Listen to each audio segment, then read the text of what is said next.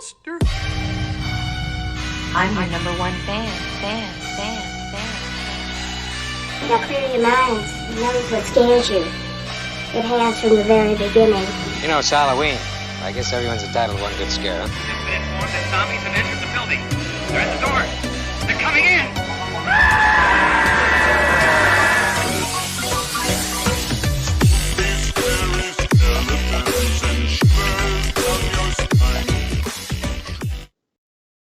Hello, everybody, and welcome to the Midnight Monster Quarter podcast. I'm one of your hosts, Frosty, and alongside me, as always, is Corey Pete. What's going on, guys?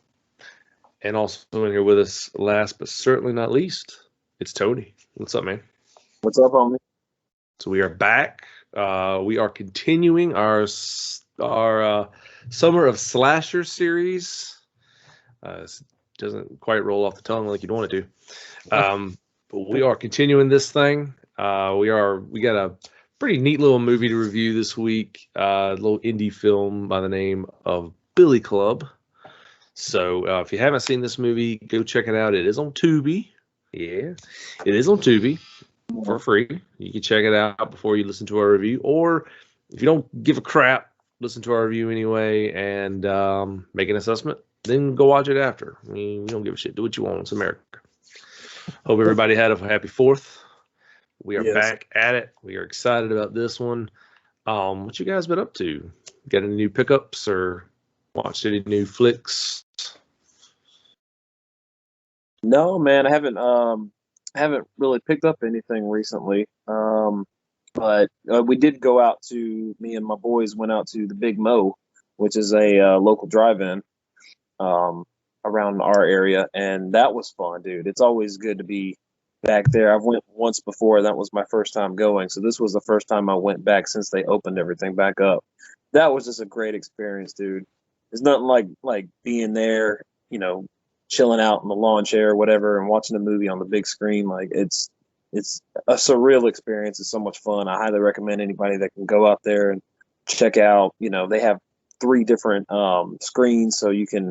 They usually do a double bill, so they'll do 2 movies on each one, and they start late, you know, of course, because you have to wait till it gets dark out there to really get the experience. But I highly recommend it if somebody's looking for a good time during the weekend.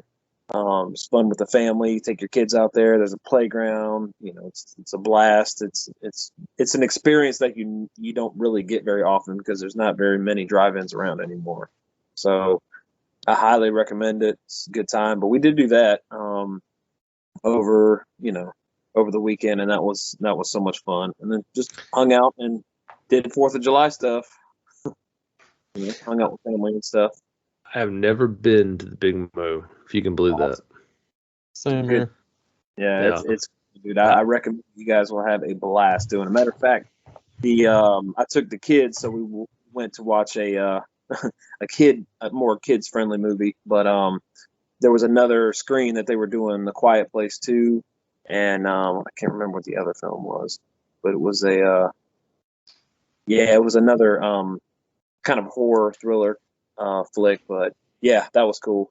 One of these days I'm going to get out there and see a horror film and get that experience, which should be fun. Watching it at night, that would be amazing. Just have to get the right one. You know, have to watch the right one in that setting. So Yeah, absolutely. Yeah, I mean, I've had opportunities to go.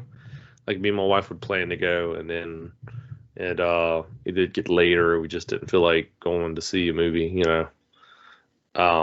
But you know, one of these days I'm gonna make it out there. I really want to go out there and do like a double feature of something I'm looking forward to watching. You know, I haven't really had I'm happy that theaters are open again and that people are going to see movies on the big screen again. Mm-hmm. At the same time, I'm not really excited about any of the movies coming out. You know, Or there's a limited releasing. Like I noticed. A couple months back, I was looking to see what was playing at a local AMC or whatever, and there was literally just 5 movies that was playing, and they were all dramas and stuff. It's hard pass. Yeah. Come on, Corey. You know you want to go see a good chick flick. I'm dying to go see it. I had a pretty interesting weekend. We went to the beach and everything, and I came face to face with Jaws. That was pretty interesting. Great Yeah, story. you're talking about that. Y'all had a shark and where y'all were swimming. Yeah, so basically my oldest and myself were at the beach, and we were about, I would say, knee deep water or whatever, and this guy just runs up and starts hollering shark, and I thought he was just trying to get like a rise out of the kids or something the way he was saying it. And then I happened to like just glance over and see fins flopping around like 5 feet away from me. It's like, oh shit. So we hurried up. Yeah. The crazy thing was like my wife and my other son was behind us a little ways, like about 10 feet away from us. So pretty surreal when you see a shark up that close. Yeah, I would. I think I would walk on water that day. Believe it or not, we got out of the water pretty quickly. I believe it. Yeah. I would do the same. Sprinting to that beach, man, I'd be out. Speaking of Jaws, I got a Jaws poster. I haven't hung up yet. I still need to get frames. The frames are so damn expensive. So expensive, man. Mm-hmm. Like, I had even hit up my buddy because I was like, "Hey, could you make me a frame for cheaper than what they're selling in stores?" And he was like, "Probably not." Especially now, yeah.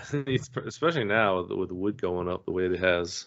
Yeah. So, it's whatever. I'm gonna bite the bullet one day. I might just get those basic poster like frames, with like the 4 little black slits on each side, and not a honest with you, that's what I got mine in because it's just a cheaper route. It's affordable. Yeah. There's these little 11x8 frames you can get at Walmart that are just like black plastic frames with little glass that you can pop in and out, and they work great for like comics and like magazine covers and stuff. And they look real nice and slick, when you put them on the wall. I wish they would make a big version of that because those look so nice. But I mean, by the time, Well, that's like the replica one sheets that we get signed at like conventions and stuff. They're, what are they, Tony? Like 17 by 21 or something like that. It's some odd like dimensions, but we can, like, they have those at Walmart and they look really nice in those. I've got my I Spit on Your Grave signed by Camille Keaton in it. And I have another one signed. Oh, I have what is it, The Crazies, I think, signed by Lynn Lowry. Yeah. In another one. Yep. Just a little at a time, buying posters, hanging them up. We basically turned our family den into like the movie room. So like all our family portraits are going to go upstairs and in the dining room / hallway. And then like downstairs is going to be all about movies, and it's going to basically be like a man cave. It was kind of her idea too. So yeah, that's cool. Cool though, man. That's a good idea. Like to turn it into that. I mean, it looks like a perfect room for that. Mm-hmm. Yeah, I've been over to enjoy some movies, man. It's fun. It's cool. It feels like a little theater. Like it's awesome. Mm-hmm. Yeah, I like it a lot. So, but ladies and gentlemen, you are listening to the Midnight Monster Corner podcast. We greatly appreciate that.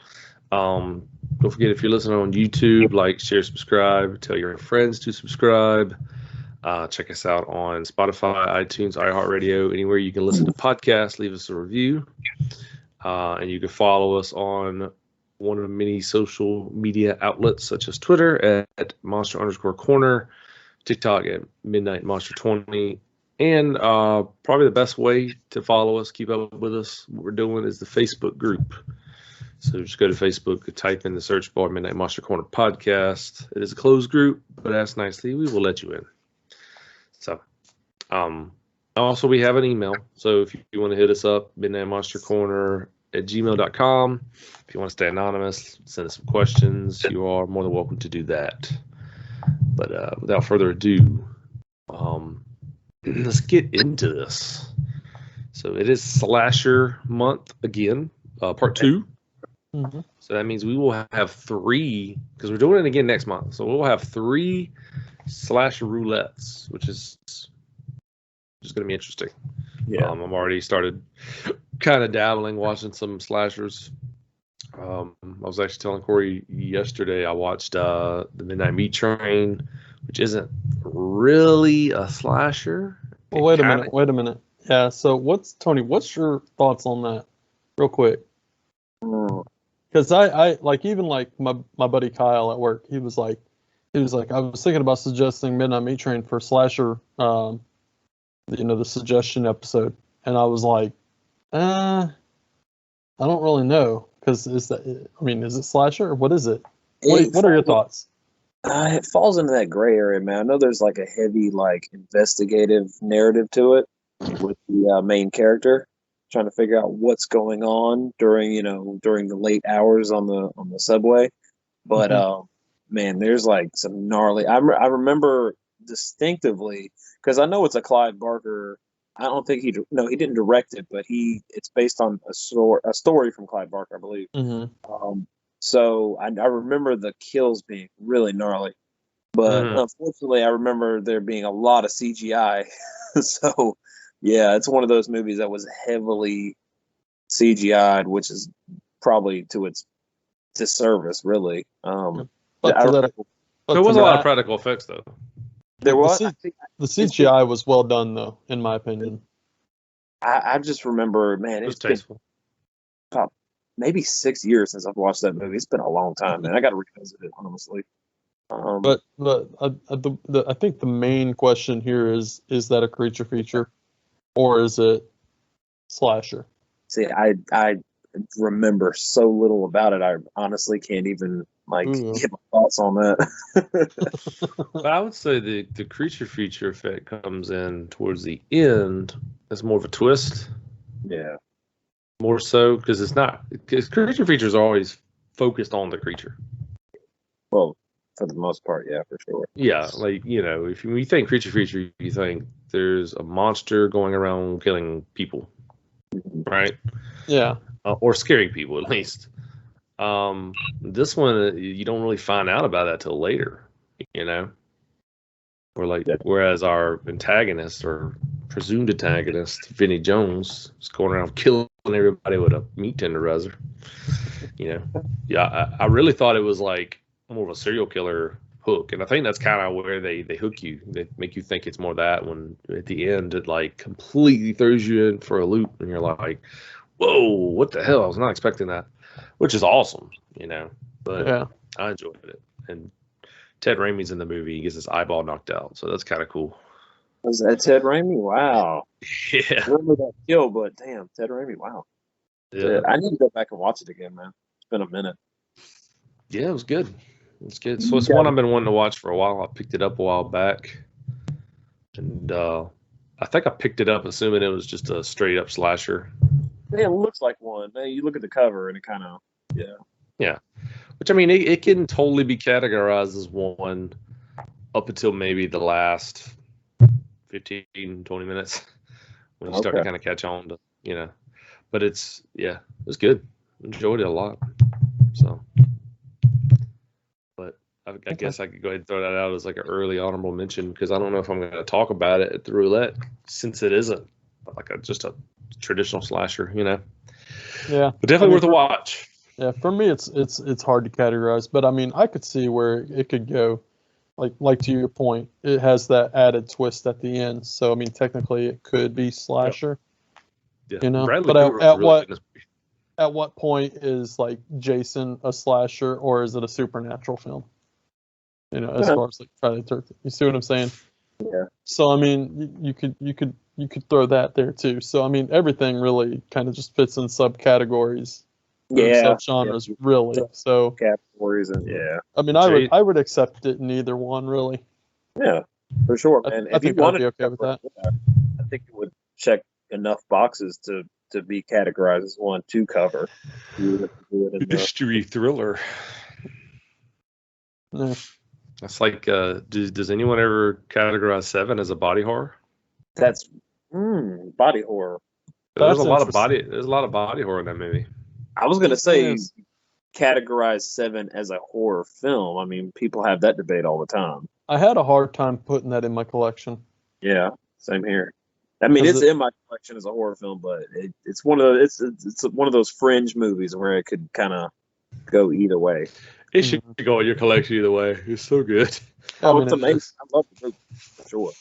It's like Silence of the Lambs is another one. You know, a lot of people might not categorize it as horror, but right. I think the only reason people don't categorize it as horror is because it won an Academy Award, and you know how the Academy Awards kind of they don't really respect horror or have anything to do with horror, so it's like one of those things where it's like, ugh. But it's a damn good movie, so it deserved an Academy Award. Yeah. Well, I mean, but that's just it. A horror film is, Tony, you really spelled it out for me one time. A horror film truly is something that shows scenes of horrific events, or the scenes are horrific themselves. Yeah. Well, in Silence of the Lamb, there's some pretty horrific scenes in there. There are. I mean, and at the end of the day, horror is always guy tucks his wiener between his legs. That too. That's pretty. Exactly. It's pretty. Well, horrific. it's like I think about it too. Like Deliverance is another example. Like people categorize it as a horror film. Do people not categorize it as a horror film? It's one of those things, man. You got fringe movies like that. I mean, that's a rape revenge film. I mean, it's a horrific premise. I mean, let's face it. Deliverance. That's what it is. Yeah. Sure. Squeal like a piggy. Which, I mean, I got those in the collection. I mean, they're there. So, yeah, it, like I said, it's all subjective. I see that John Voight in that movie. I really do. I see that debate come up all the time. So, I think so. I think he was in that movie. I think so. I haven't seen that movie in a long time. It's been a minute. One of those movies that's definitely known for like that one scene, That one scene. Like, what else happened in that movie? The banjo battle, and that that one scene. Yeah. So, but we are reviewing a neat little indie title by the name of Billyclub, 2013. With a runtime of 1 hour 34 minutes. Now, Tony, you've been singing the praises of this one for a while. You had watched a movie called Blood Junkie, which was directed by Drew Roses as well. Drew Rose, yep. Okay. And so you thought it'd be a good idea for us to review this movie. Now, I have mixed thoughts about this movie. Well, there was a lot about the movie I really liked. But it's one of those movies where like it's not really a good movie. But should you watch it? Absolutely, because it's a really cool premise. With a lot of really cool like just a lot of cool like sub themes and cool cinematography, some really fun characters, and of course we'll get all into that. But who wants to kick this thing off? Because I don't even know where to start with this one. Tony, so this is your idea. No problem. Take us away. I'll do the basic plot. So basically, our plot is we have two different storylines here. Well, not storylines, but it takes place. We flash back to a little league team, and there's a certain player on that team who's picked on. His name is Billy. Really, the coach and a lot of the other guys on the team and girls. It's a co-ed team. So a lot of them are giving him shit because they were deep into a tournament, and apparently he didn't take the pitch and get hit because I think the bases were loaded. The game was on the line. This was for the championship, big stakes. So he kind of didn't take the pitch and cost the team the game. So they're really, really like shitting on this kid and giving him hell. And basically he just snaps and he, kills his coach and two other guys on the team. So we fast forward to, which I like that took place in 1981, and then we fast forward to our our core story, which takes place 15 years later in 1995. So one of our guys on team, Bobby, rolls back into town after being out of town for a while and meets up with a couple of other teammates. They're all grown now. They've all went their kind of different ways, and they meet up at a bar and they reminisce about the team and the good times that they had playing and this and that. So they decide, hey, we need to go out and pay respects to our coach and the guys on the team that were killed, and just have a fun weekend in their honor. And basically, while they're doing that, there's a killer out there picking off the surviving members of the team in pretty interesting fashions. But that's your basic plot for the movie. Things I love about this movie, I'll get into them first. I'm a big baseball fan. I love baseball.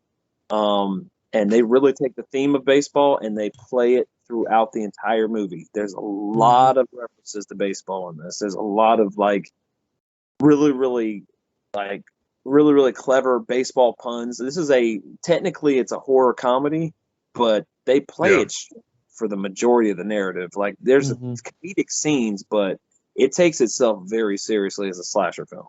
It does. As a straightforward slasher film. Yeah. There are, of course, there's comedic moments. It's not one of those. There was a time around when this was made that a lot of slasher films were being really tongue in cheek and really like, hey, you get the references we're doing. They were all, for the most part, being like that. So to take one that has comedic moments in it, but it's genuinely a really, really serious slasher film, I appreciate that. Because the comedy in it works for me. Like there's funny scenes in this movie, but the kills, everything like that, the main story is played completely straight. That's what I dig about it. I love the theme. The killer, Billyclub, looks fucking awesome. I love that he is dressed like an umpire. That's really cool. And we find out later that plays a big part of the story. So it's really, really fascinating that they went that route. He's got a sweet, badass weapon. I think it's funny that the last couple of films that we reviewed, and I keep mentioning this, and I swear this wasn't, planned or anything like that. I just noticed it recently that a lot of these slasher films that we're doing or covering, they have a sequence where the killer's making their weapon or getting ready. Yeah. And I love that shit. Like a montage. I thought of you when I was watching that. I was like, man, Tony's been on point with these movies. The reason why I love it. But I didn't even think about it. We just been on a roll with that lately, covering that. But his weapon's badass, man. He's got a baseball bat. He basically put nails in it, and he's got a slit on the top where he retracts a knife blade that comes out the top. So it retracts and then it comes out. It's really neat, dude. It really seems a bit excessive. But it works phenomenal. It wouldn't be as bad if you didn't have a kind of the kills weren't as accessible with it. Like you get kills with every bit of it. Like the nails, they come into play. The blade comes into play in a really, really fucking crazy scene. But yeah, he utilizes that weapon like phenomenal. But there's a thing that he does, the killer, that I really, really dig. So when he kills somebody on the team, he has a team photo. And whenever they're killed, he will burn their face out of the photo and then burn their jersey number into their dead body, which is really creative. It's really neat. Yeah. There's cool. a ton of creativity in this movie. Tons. And I wish I wrote everything down, but I would have pages and pages of stuff that they did. Yeah. That was really like when he'd burn out their face. Like once the face is burned out, then through the little burn hole, you could see the victim's actual face on the ground. Little stuff like that. Little stuff like that. Really cool added touches. Yeah. Yeah. The cinematography in this movie was really good. There was a lot of close-ups in the beginning, and I was like, man, this director really likes close-ups. And then after for after a couple minutes, it started warming up. Then you kind of shot away from it, but there was the whole like the weapon sequence in the beginning where it was all close-ups, and then it was like they switch over to the bar when Bobby first comes on the scene, and it's all like close-ups, and then they finally kind of break away from that. But that was just kind of jarring and noticeable at first, but then but I don't know. I guess I underestimated the camera work, because there was, like you said, there was a lot of really cool stuff they did. There really was, man. There's some really well done sequences in this movie, especially when we get into it. There's a scene that I think we all talked a little pregame that we just fucking busted out laughing on. It's so funny, but the fact that it was done in an indie film is actually pretty creative the way they did it. That whole sequence. I will mention that this is kind of a newer film, so we're probably going to be spoiling a lot of it. I just wanted to do the basic plot before I mention that we're going to be doing spoilers, because we're probably going to dive pretty deep into this one, especially with all the little themes that are going on in it. So, I mean, it did come out in 2013, so it's a fairly new film, but it's an indie film as well. So it's on Tubi too as well. So if anybody out there would care to watch it, like I said, highly recommend it. Definitely a fun time if you want just a absolutely fun slasher film to check out. But yeah, from here on, we're probably going to be doing some spoiler stuff. So I wanted to throw that out there. But I don't know. So Corey, what are your thoughts, man, going in? So yeah, first thoughts. You know what movie you're getting yourself into just with the opening sequence alone. I mean, from the montage of you're seeing the killer getting dressed, you're seeing him create this badass weapon, because one of the main tropes of a slasher film, he has to have a badass weapon, and in this case, he does, and he's got a really, really awesome outfit. I even wrote both of those down in my notes. As far as like the opening scene where you first meet, and later on what we find out is actually Bobby, but you meet this guy in a bar. The whole scene where he just falls over and he's like, she starts laughing at him, and he's like, just get me another drink, do your job and just get me another drink. She's like, I'm gonna cut you off right there, and then he's in a back alley just randomly trying to talk to a cat and taking a piss. Oh yeah. and then he throws the scene that I really love is like so here's the first shot that you actually see of your full killer. You actually see his full body, his full outfit and everything. And he's like on a fire escape or whatever. And he's like standing there just pounding the bat in his hand, and the guy throws a fucking beer bottle, and he just fucking smacks it with the fucking bat. Like that is so cool. And then it really is. It's a good way to introduce the killer. It really is. Yeah. The whole open sequences. But I love that whole introduction to the movie. That was well done, in my opinion. And the only thing that I didn't like was from that point on, it kind of slowed in, but you were also getting character development between the characters. You were getting to know, some of the original baseball players before going into the full detail of the film. Yeah. So it was a fun ride. Yeah. What's your first thoughts, Daniel? Honestly, jumping into this, like the movie, its indie roots were showing heavily, and one of the things that got me was the dialogue. I'm a big fan of like funny one-liners and slashers and stuff.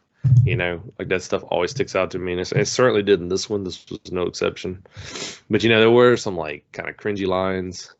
There were just some uncomfortable scenes.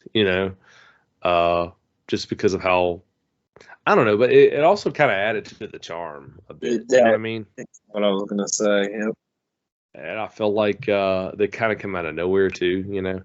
Like when Bobby's sitting at the bar talking to Allison, and then Kyle walks in, and he's like, "What's up, shitty?"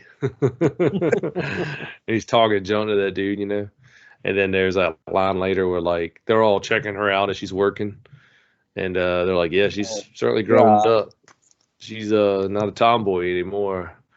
And Kyle was like, "If she's a boy, I'm gay." Foreshadowing. Foreshadowing. Yeah, foreshadowing. Because we used to bang or something like, So you automatically know like what kind of character he is. Yeah, he's a jokester. He's your jokester of the movie for sure. But I love the line where he says that, and then they look at him. He's like, "I'm serious." Yeah. Then there's a scene like not long after that where they decide to go to the cabin, to have a memorial for their teammates who died 15 years ago, and they stop at the gas station, and he's riding a dinosaur from like a putt-putt place like right across the street. He's just riding the hell out of this long-necked dinosaur like in the background.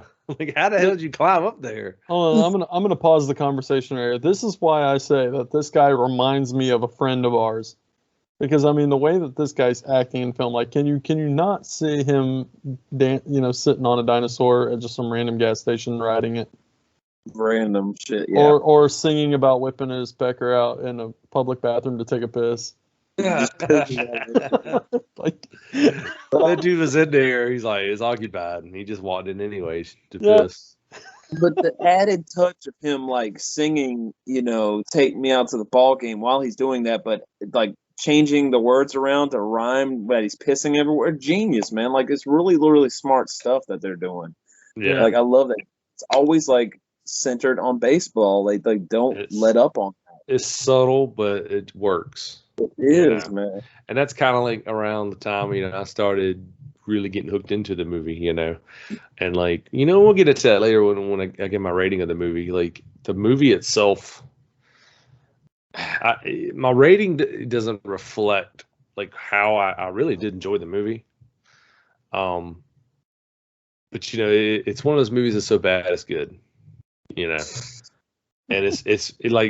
it does have a lot going for it. It's a fun movie. We have touched on the killer a bit. The killer is really cool. So badass. We'll give him that. Now there are some antics they do with the killer I didn't agree with, like that little thing he does where he jumps at the people, like to scare them. I hated that. Almost kind of intimidation. Yeah, I hated that. He does it more than once, and I'm like, that's so lame. Yeah, like you have a bat with nails in it. You don't have to do that. Like you're already scary. But so that was kind of lame. But but yeah. Yeah, I like the characters, man.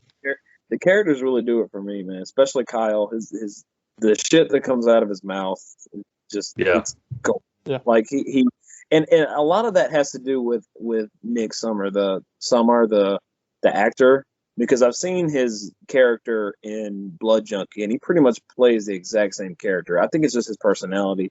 I've watched some videos of him, and his humor is just on point. Like he's a funny guy, but he's a horror guy, so he's going to interject his brand of comedy into these films that he's making with his buddy. So, every time I see him on screen, he just cracks me up.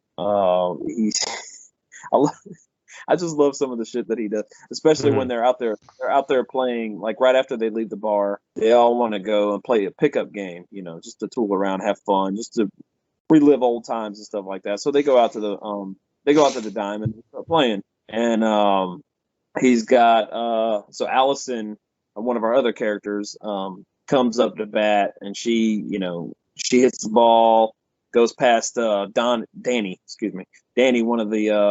one of our other characters, and he kind of stumbles over because they're all drunk. He stumbles over, and she's rounding third going home, and Bobby's at home, so she slides in, and Kyle comes up. He's like, what did he say? He said, you got safe. He's like, I hope you guys practice safe sex. He's like, don't forget to pull out. Like, he's just, some of the stuff he does, and like, I love that shit. Like, he's just constantly on it.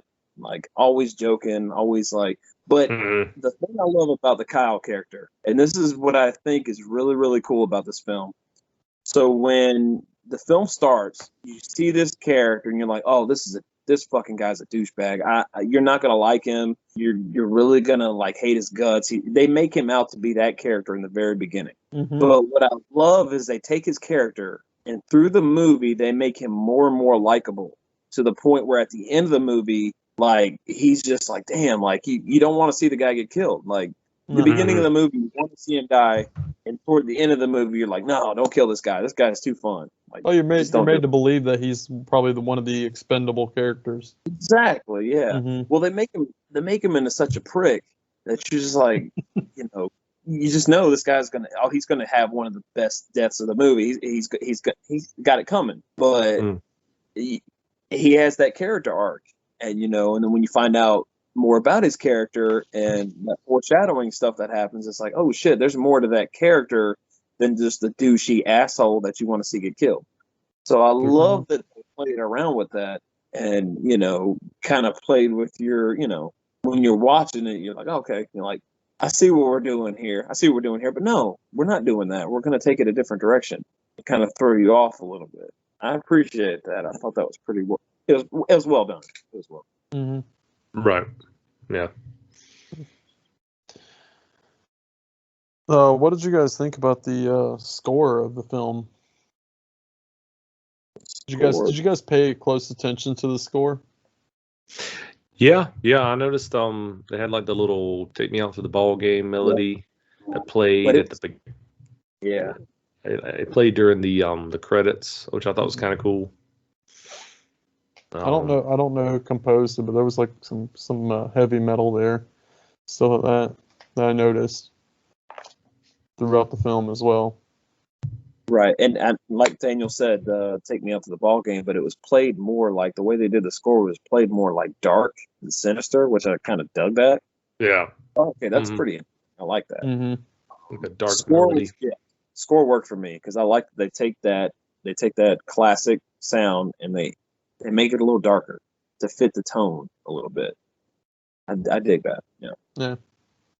And of course, the other thing that I liked was like at one point you see like Billyclub himself like playing baseball by himself, and he knocks it out of the park, and you can hear like a crowd chanting and cheering behind him. I thought that was really neat, like a really neat added touch, you know. Mm-hmm. Dig that too. It kind of digs into the psyche of this guy though, because this guy really essentially has lost his fucking mind. Like he's clearly insane. Yeah. He really is, dude. That's And that's what's interesting about this movie too, is it takes a little bit into the psychological approach as well, because we learn, you know, what the catalyst is that kind of sets him off in his psychotic break. And what I also like that they do is, okay, so our killer, when he was younger, they had him tied up and they put him on a dunk tank, and each one of the baseball players on his team the little leaguers on his team would take turns throwing the ball and seeing if they could dunk him. But the problem is, each one of them that did it missed completely until Allison, our one of our lead characters, she's very, very hesitant about doing it because she doesn't like the fact that he's tied up and that he's basically defenseless and he's going to be dumped into water. But peer pressure from the team, she throws the ball, and sure enough, he falls right into the water. And basically, they can't get him out. Like he's stuck in there, and he's struggling to breathe. And that kind of sets him off. And then we later find out that, and I noticed this too, it's like water in general kind of sets him off. So when you see, you know, toward the end when he has I don't want to get too far into that now, but water is kind of like the trigger that gets him going and kind of sets him off. And it's because that's what broke him psychologically to do what he did and commit the murders that he did, because there's two in particular guys that were really, really brutal toward him. And those are the kids that got killed in 81. along with the coach, who was really, really he's one of those prototypical hard ass coaches that's like, you should have done this, you should have done that, you're a disgrace, this and that. Like, growing up, if you play any organized sports or something like that, you're bound to have a coach like that at some point. Mm-hmm. Very, very typical and very common. But you later find out that's why that those three in particular were the ones that met that fate, in 81. So basically, he's just like, now in the present time, he's just finishing off like the rest of the team. Yeah. Well, let's talk about how they tell the story. I think that's very interesting. They do it through like a series of flashbacks through the eyes of each character, because they were all on team, they were all there. Like there's a scene where they're at the gas station, and Danny goes behind the building, I guess, to take a leak, and he sees this old man fussing at this little boy, and he has a flashback of when the coach was fussing at Billy. Yeah, with Billy. So I thought that was kind of cool. They do this a lot throughout the story. That on top of the kind of like mystery detective subplot, I guess, with they're showing the killings from Billy through like newspaper clippings, and you don't know, because you see like the eyes of the detective and all, but you don't know what he looks like. You don't know who it is, until later you find out. So I thought that was kind of cool, how they told the story. There's a lot of little things going on in this movie, that really, it's like this puzzle that just fits so well, and it tells this really cool story. So yeah, I felt everything as far as how they put everything together, I guess you would say, in production. Like, I guess you would say like how they wrote everything, like you said, as a puzzle, and how it fit. It's very unique, but it's very ingenious how they did it in its own way too. It's very neat. I liked it. And I like the fact that you brought that up. There is like these moments where there's like these trigger incidents that happen, like Allison picks up a ball and she remembers that night where they with the dunk tank and everything. Yeah, I thought that was really neat. So yeah, it's little subtle things like that makes this film really pop for me. Yeah. I mean, it tells the narrative, and it just works well. I thought so. I thought it was kind of cool. And it also kind of helps in spacing out the killings too. Like, you don't get too many that are like, in the beginning, and then it kind of lulls a little bit where you have none, and then boom, all of a sudden at the end they pick up. And no, doing it that way kind of spaced out the killings in the movie, based on the characters and on the team and stuff like that. When they actually meet their fate, it's done pretty well to where you have it like there's always something. Seems like there's always something going on. I know this movie, to me, it just kind of flies by. It doesn't feel like it's, really that long. It feels like it's a little shorter than the actual runtime is, but with that narrative and the way they do it, it kind of evens out the killings a little bit. So you get a little bit during each part of the film. So I thought that was pretty well done as well, based on that. It also works for the narrative too. Yeah. What did you guys think about? So this takes place in 95. Do you think they kind of captured that time pretty decently for an indie film? I honestly did not know it took place during that time until I saw it on IMDb, and then of course you mentioned something, but I think they did. I mean, everyone was pretty much driving like old pickup trucks. They were kind of like that backwoods country, where I don't even know where the movie took place. I think it was Wisconsin. Yeah, because I know the filmmakers are from there, so I kind of do. Milwaukee. Well, one of the things that I didn't pick up on it, I believe this was like a third time watch for me for this film, and I paid more attention to it this time than I had any other time. And watching it, I even forgot who the killer was and stuff. So I mean, it had been a minute since I've seen this movie. So it was almost like a first time watch for me. But when I noticed that they talked about 1981 and then 15 years later, I was like, oh, holy shit, this doesn't take place like in present time. This takes place like in the 90s. And there's one detail that I picked up on, and it was there was a guy driving a delivery vehicle, and he actually had a CD player, but it was like plugged in, and the CD was skipping. I mean, so that just goes to show you right there the age right there, and it's like I do remember that scene, and I was like, who has a CD player anymore? But I wasn't thinking that this was taking place during the 90s. Right. But yeah, and this wasn't even like a built-in CD player. This was literally like probably like you would actually hook it into the cassette with the wire hanging out.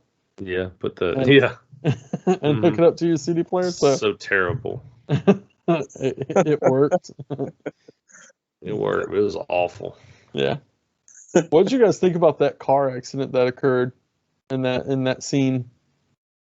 Oh, he's driving, he's paying attention to that fucking CD, and the next thing you know, there's Billyclub, and he just it's happened so subtle, it caught me off guard. I was cracking up. Dude. Yeah, and there's some weird editing going on there, and that's one of my knocks on the movie, where especially when he busts the window and then it has that weird edit, and it's like, okay, that was kind of weird, but yeah.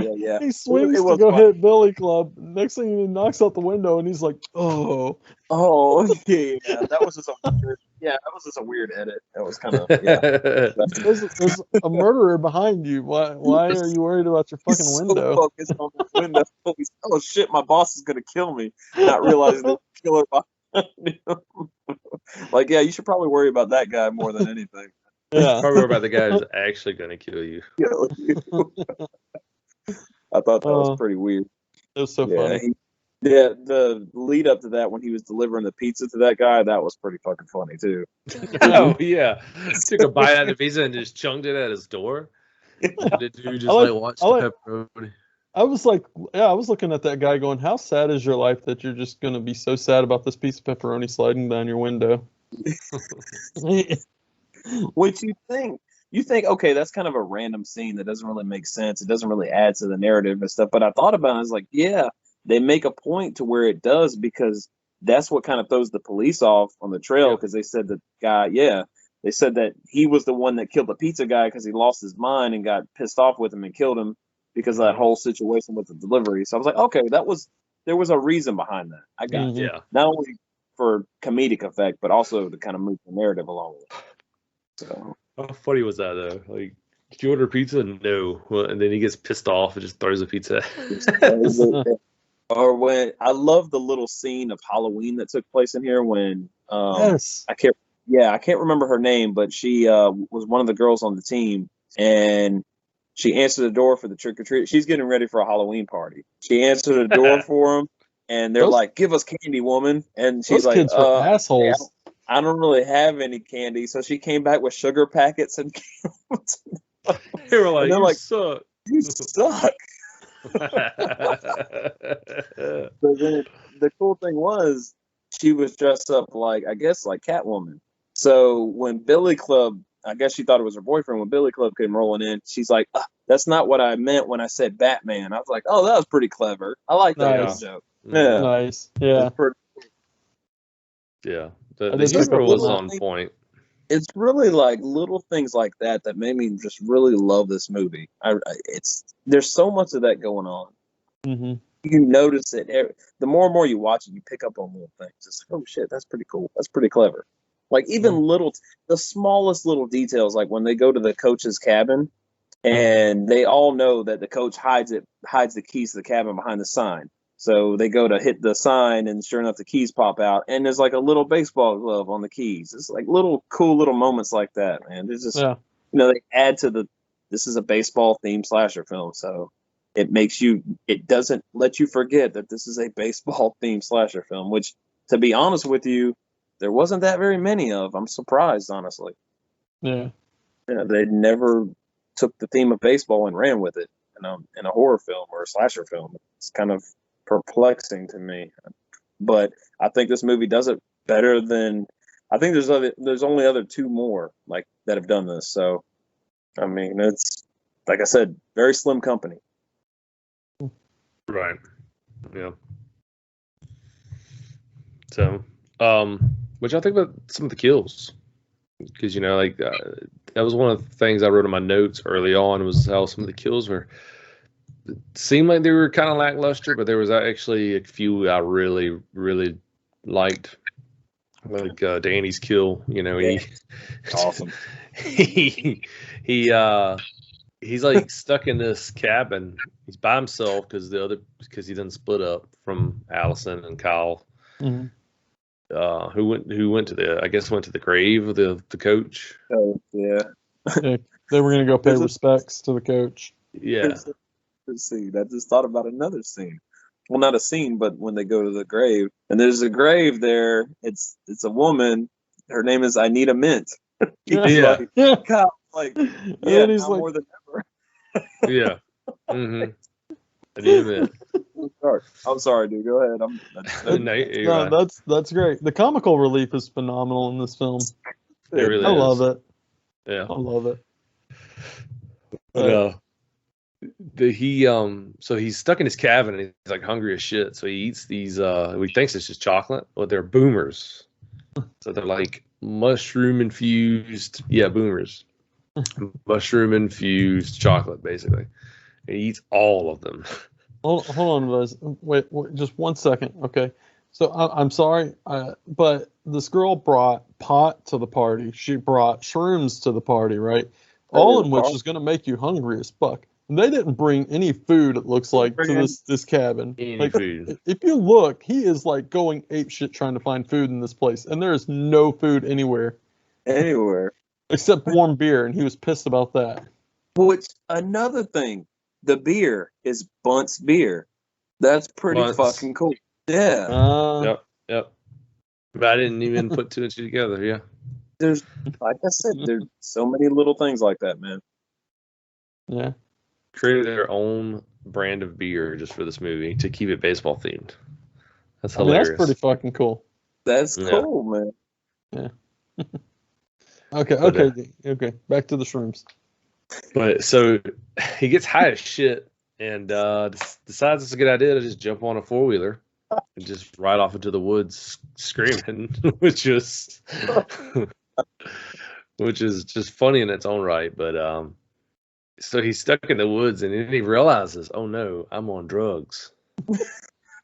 He literally says that. Yeah, Literally I'm on drugs. So he is freaking out in the woods.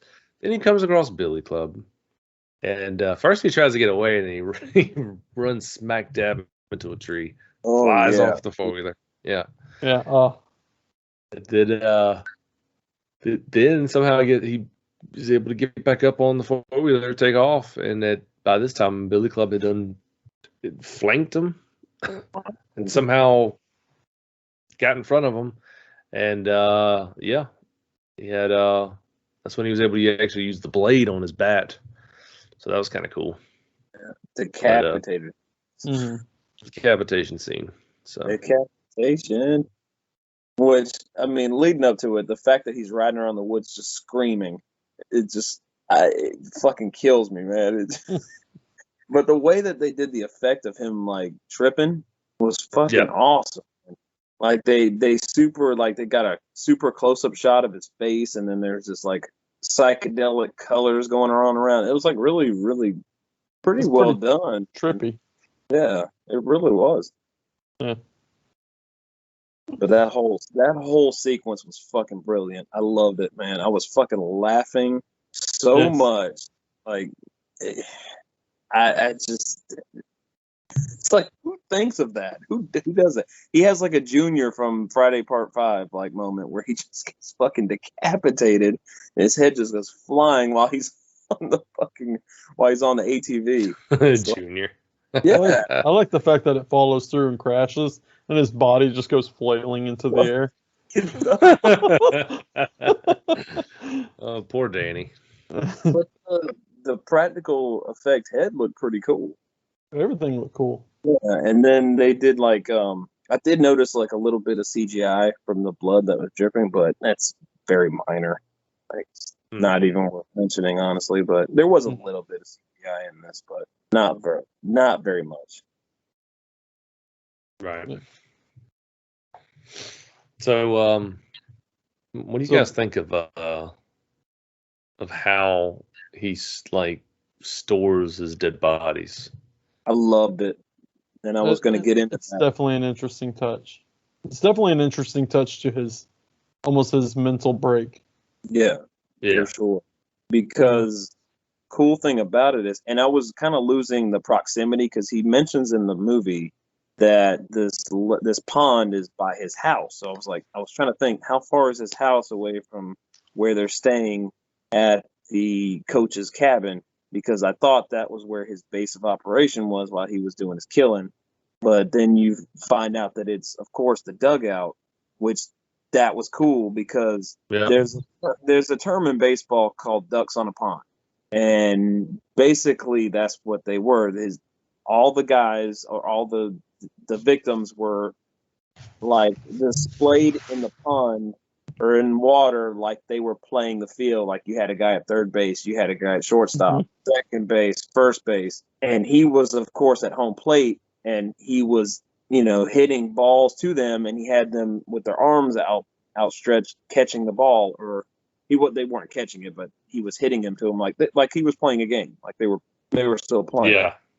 But the fact of the matter is, and I noticed that I didn't notice it before until I watched it this time, but the underground bunker that he has, where he pulls the chains to get the bodies moving and stuff like that, that was meant to be a dugout. And I was like, that's pretty clever, because if you notice, the coach is in there, and of course the head coach is always in the dugout.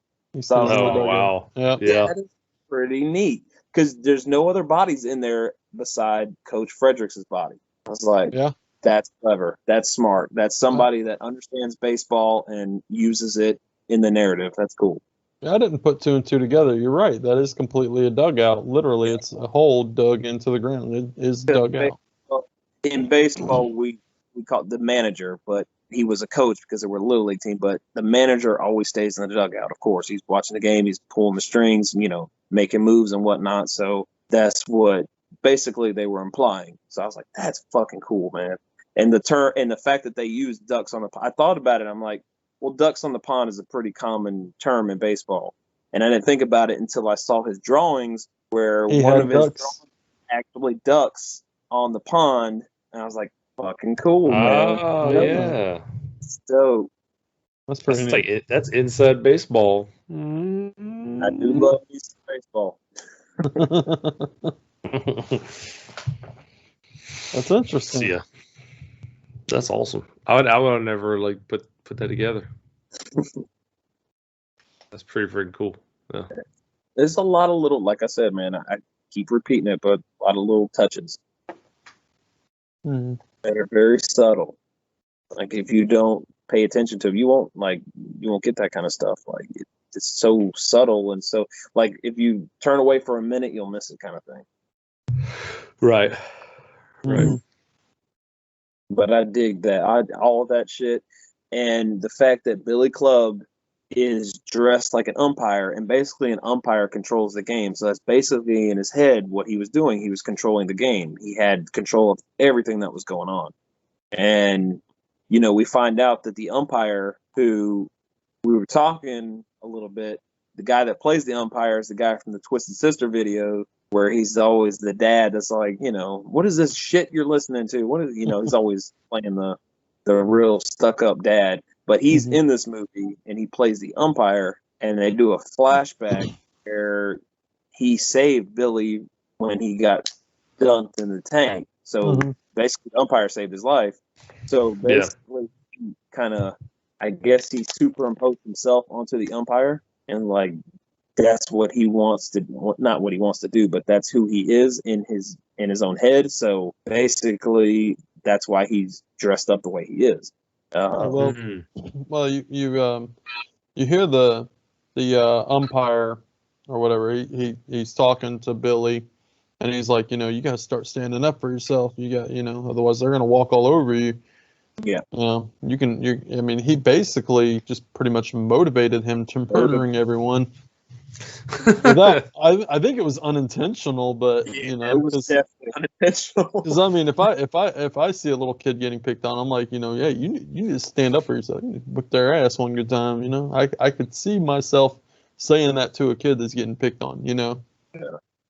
But I don't know.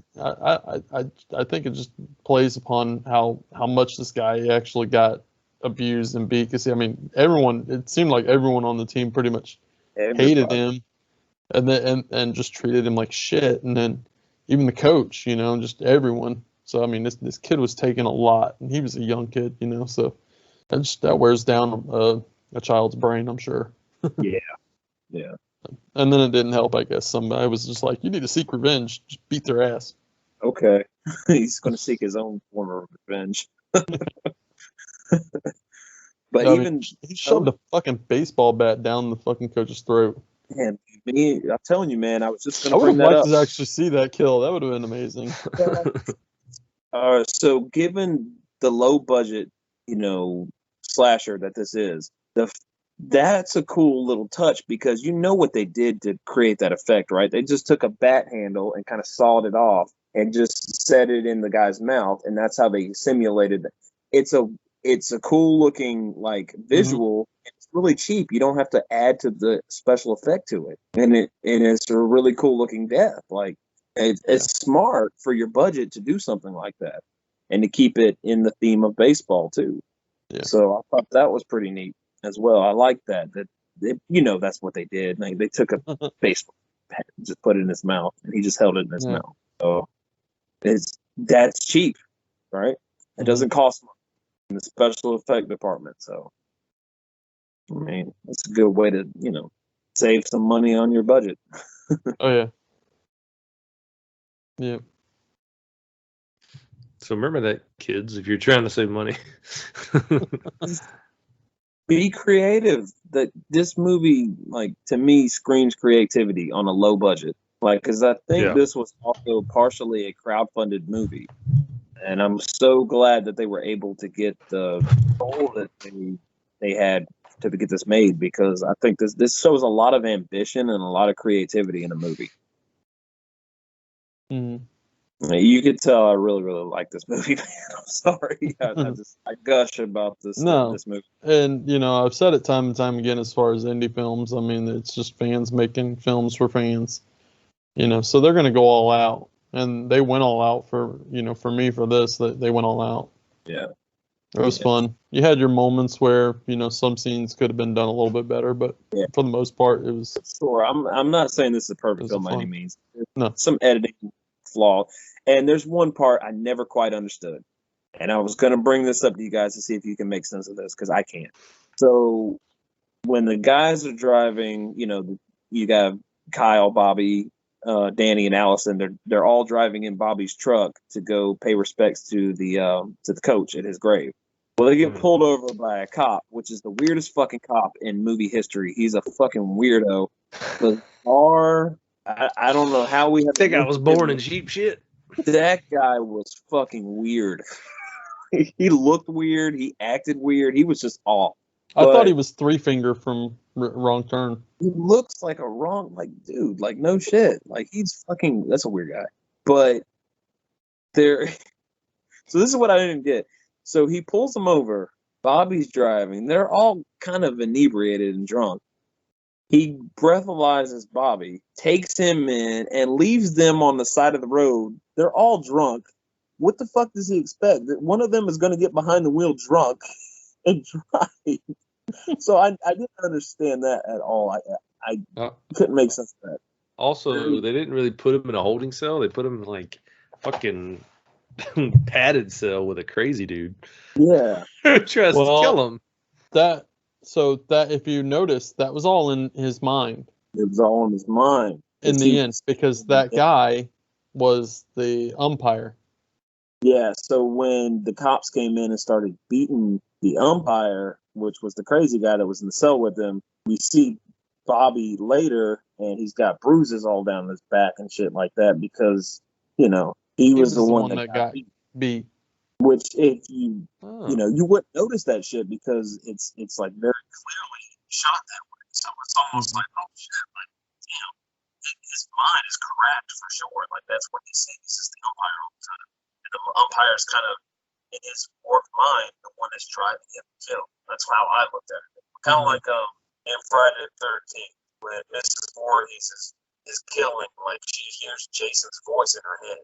She mimics his voice, and that's what's motivating her to keep going and killing. Like, I kind of saw that as like a nice little nod to Friday the 13th, which I saw a couple of nods to Friday the 13th.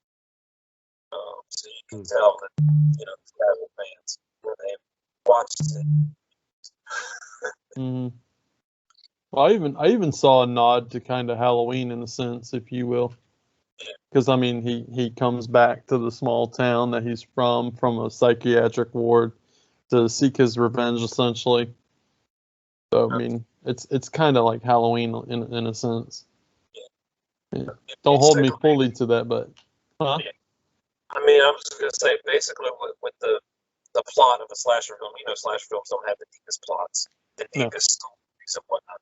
So this movie doesn't have the deepest story. It's not original. It's not, you know, it's not anything new that we haven't seen before, but it takes something that's not new that we've seen countless times and add little touches to it. And I think that's what kind of drives this movie and makes it stand out a little bit more. You know, when you look at, dude, I've watched a lot of bad indie slasher films the last couple of weeks, man. I'll be honest with you. Like, ones I could barely sit through. I'm like, this is terrible. Like, man. And it just makes me look at something like this with all the creativity and just like, I appreciate this so much more just because of like the people take like a slasher premise and plot, and it's simple. It's not complex. It's not something, you know, that you have to reinvent the wheel. But there's just nothing there. Like, it's a blank slate with some of these. Like, they don't add anything new to anything. It's so simple and generic. It's boring. But these guys take something that's tried and true and they add something different to it, like a different theme, and it kind of refreshes it a little bit for me. So, yeah. I've been seeing a lot of bad shit, man. To be honest with you. But yeah, but to answer that, Daniel, in the end scene where you know, because we find out that Bobby isn't Bobby, he's actually Billy.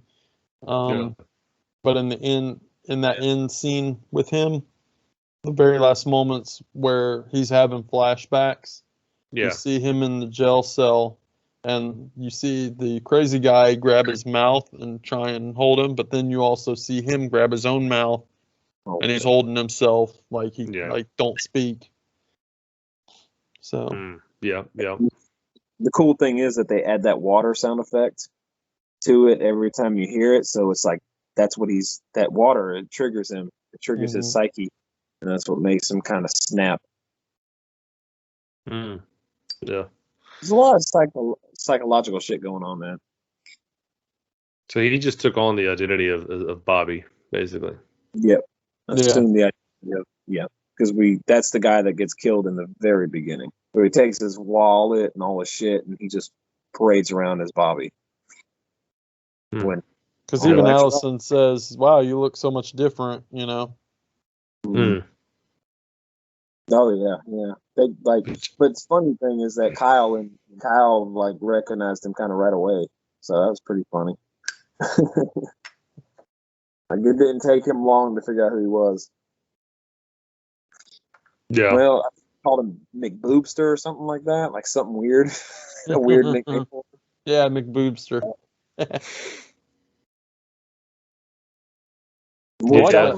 I like the scene where he's taking a shower and Allison walks in, and they start making out and shit, and then Kyle ruins the moment, and then so apparently she thinks that Kyle's had the hots on or for her, and she doesn't want to hurt his feelings, so she comes out and she's pretending and he was like, acting really suspicious, like, oh, who else was in there, you know? So then he goes in there and she goes, it's nothing. He goes, you're right, it's nothing. Just Bobby's fucking dick.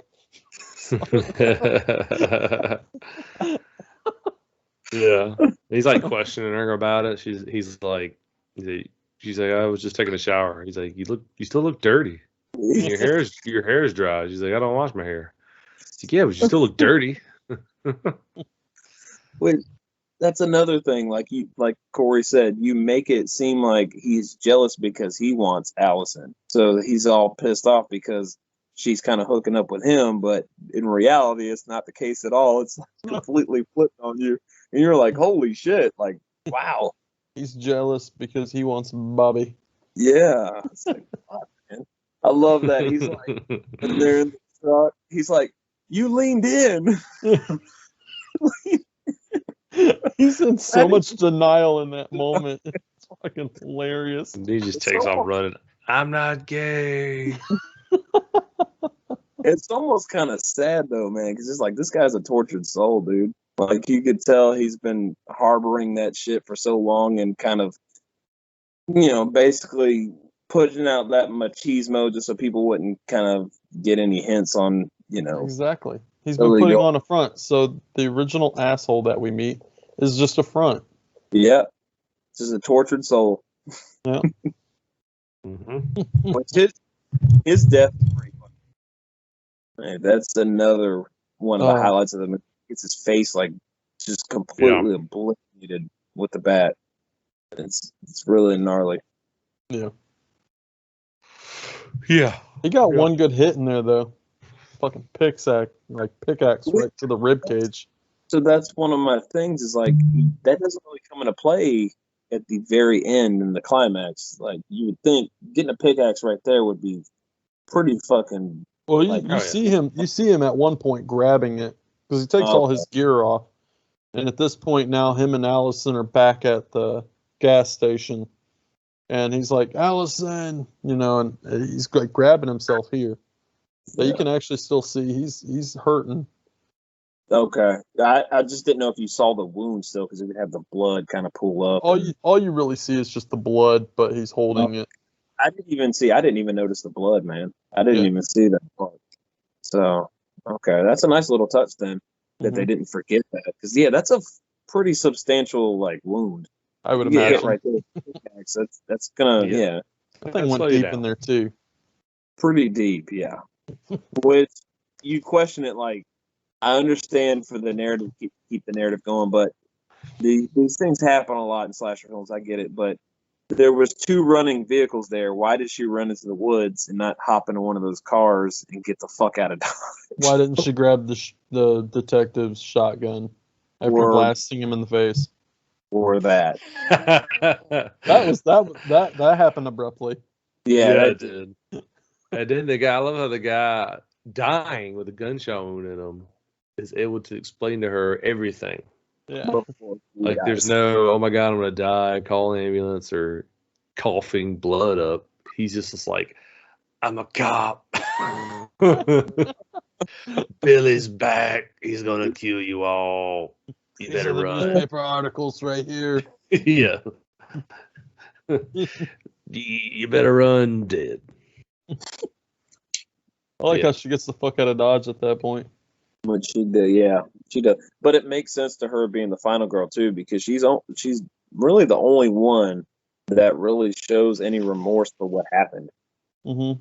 Like, there's even a scene where her and Kyle are talking. He's like, don't you feel bad for what we did? He's like, no, I don't feel bad for what we did. He was a little shit. And he ruined our fucking lives. Like, I don't feel bad at all. Like, that's basically what he said. And I was like, damn. Like, but she's like, I still feel bad. I still harbor that guilt. Like, I don't forget it. Yeah.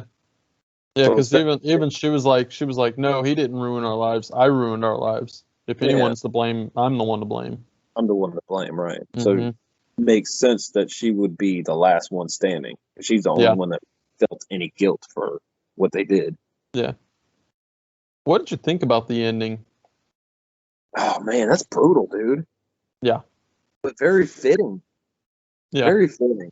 Because it even goes back to like when the coach is like yelling at Billy, and he's like, take one for the team. Why didn't you just take one for the team? And there he is actually taking one for the team at the end of the film.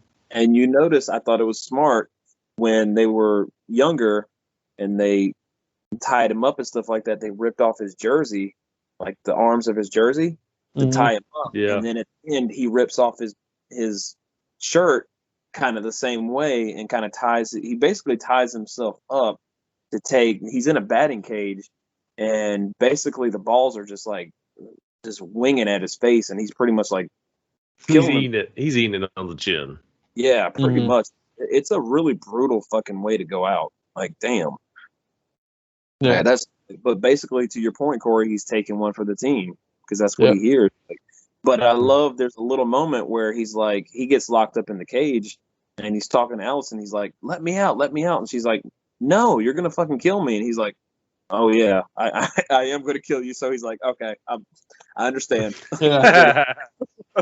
Well, it almost seemed like he kind of felt, it's almost like his mind switched there. And, because anybody who's on a killing rampage like that isn't going to just stop and off themselves right at the last moment. They're going to try and get that final girl. Yeah. So this film took a different approach as far as a slasher film. And he kind of almost redeemed himself by saving her life in the end. Yeah, and killing himself. Yeah. Mm-hmm. Sure, man. That was a brutal. You don't see that very often. That's one thing I'd never really seen before. Is like a killer, basically, sacrificing himself at the end. Like that's pretty, pretty ballsy, man. Yeah, it's pretty. Terminator 2. Except for Terminator. But yeah, that was a pretty gnarly little ending too. I thought it was interesting. Like, I don't know, he, I guess, felt trapped at that point. Mm-hmm. He already done his damage. You know what I mean? And he knew he wasn't getting out of there. Or does it go a little bit further? Did he really just ruin her life even more? Killing everyone and leaving her to live to think about all the deaths and stuff for the rest of her life. That's one thing I find kind of interesting with certain horror. Psychiatrics involved there.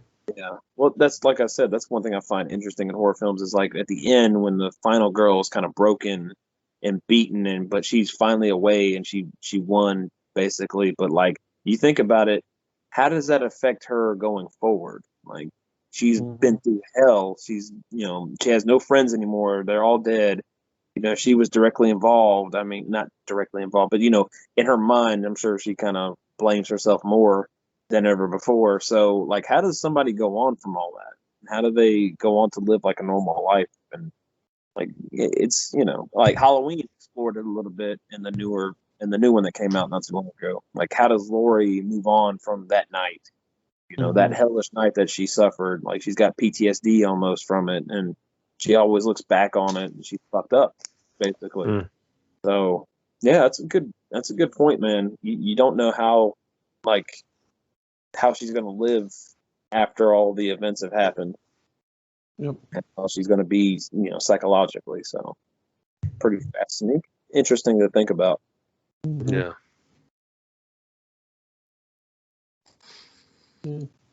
Getting into this little indie slasher film. Oh yeah. So ratings. Yeah. Moving on to ratings. Yep. I guess I'll go first. I actually gave the movie 2.5 stars. But I do have a Letterboxd review up that you can check out. Going back, and this is another one of those movies where you go back and talking about the movie. I enjoyed the movie more now talking about it after seeing it than maybe I did the first time. Now, I did enjoy the movie. I thought it was very entertaining. But I guess I reviewed it based on what I saw. You know what I mean?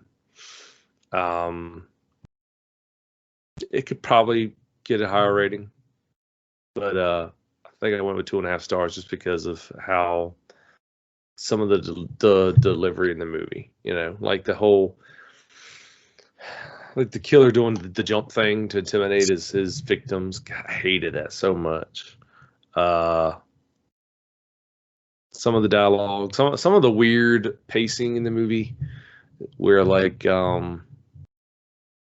know, it was like an attempt for them to be funny by putting certain characters in a situation like where they had Kyle walking through the woods with a gun. Oh yeah.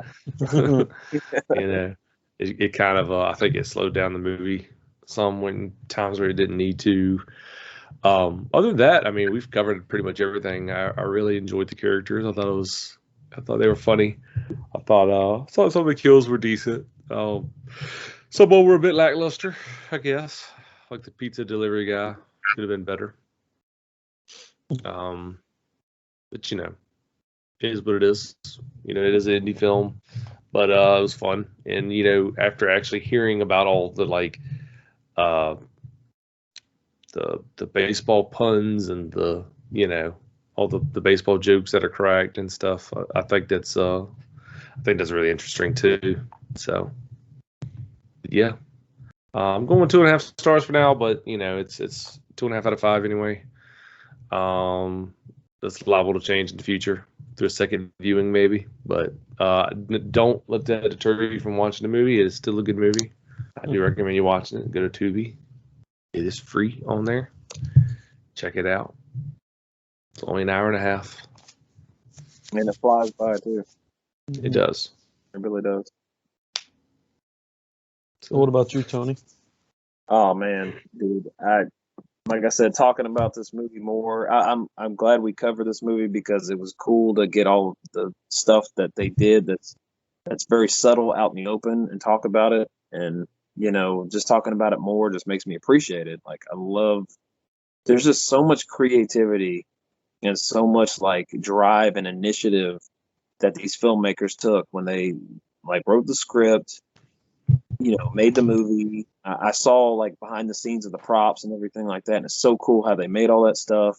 When you look at it in those terms and you kind of see the behind the scenes stuff, it gives you kind of an appreciation on what these guys went through. It being a lower budget film, I know they had an Indiegogo or Kickstarter for it to kind of help with the budget a little bit more. And so glad that they met that goal because I'm glad we got this film. It's, you know, the baseball stuff. There's really like as far as like filmmaking wise, there's really cool little transition scenes going on here too. Because there's a scene where he's, you know, Billyclub burns the number into the victim, and then it transitions from that burning to bacon frying in a pan. Like little things like that. It's pretty cool. Oh yeah. Transition that I'm like, oh, that's good filmmaking stuff right there. Like I like that. I appreciate that. Yeah, totally. I mean, cinematography is great. Yeah, cinematography is good. I love the Corey. You mentioned when you first see the killer and he's up on the like scaffolding or the fire escape, excuse me, and you know, Bobby throws the beer at him and he hits it. And I love that shit. That was really cool. Cool way to introduce yourself to the killer. There's like weird editing things going on too here and there. I mean, it's, you know, sometimes the budget does show, especially when it had to do with the one scene with the pizza guy. That was weird. The stuff with the cops kind of odd. It's just weird. It seems kind of out of place for the rest of the movie. You know, so I mean, I could kind of see, you know, negatives there, and you know, but other than that, the kills are fun. You know, you get really two standout kills that are just so fucking good. And they really probably focused a lot of the special effects budget on those two kills in particular. Because there's some that are kind of off screen, but you get the impact of them. So I give this film a 4-star. I love it. This is one of my favorite indie slasher films that come out in the last decade. I watch it all the time. Like I said, I'm a big baseball fan, so right before the beginning of the season, I pop this in and watch it just to kind of get me in the mood for some baseball. And you know, I think it kind of resonates more for you if you like baseball. You'll pick up on little things like that that they they throw in there. So yeah, I'm at a 4-star on this one. Okay. Yeah, for me, I love the storyline behind this whole film. Of course, I love how they basically, like you said earlier, Daniel, kind of puzzled this film together. I really thought that the cinematography was great. I mean, just everything about this whole film really is well done. It's shot well. It's produced well. Everything. I was going to give it 4.5 stars, but we were running into some editing issues. I did pick up on those. But overall, the cast, the characters, the character development, all this stuff. I'm huge on character development and character building, and this film has that. Just everything about this film, the quick nods to certain things, the homages I noticed. This is through and through an indie film, and I love indie films over anything. So instantly I was going into this with a love already. But overall, this is a film that I haven't seen in a while, so it was kind of a newer watch, it felt for me, even though I had seen it before in the past. And there was a lot of subtle things that actually surprised me. So overall, I gave this actually a 4-star as well.